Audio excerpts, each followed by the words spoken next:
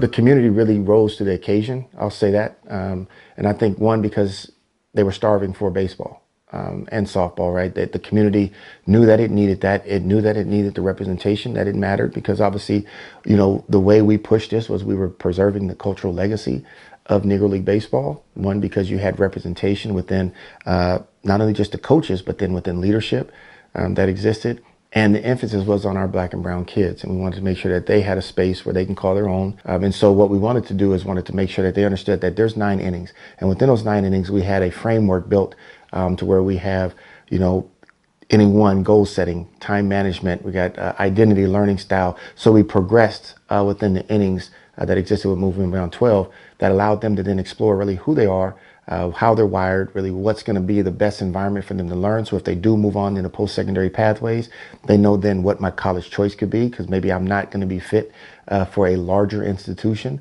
I might need more of a smaller classroom setting. So then what does that look like? But also equipping you to determine, like, what do you desire to do in the long run, right? What are the things that you're passionate about and that you really have a drive for? And we want to make sure that we can connect those passions to their academic future. And so that's ultimately the mission of Baseball Beyond Borders and Moving Beyond 12 is how do we connect student athletes' passions to their academic future? And so that Moving Beyond 12 model continues to kind of evolve and be developed. But ultimately, we want to look at career readiness, because we know not every kid is going to transition into post-secondary education as much as they would probably going into post-secondary pathways, which would include workforce development. So how do we make sure that they're equipped and they're ready to go and are prepared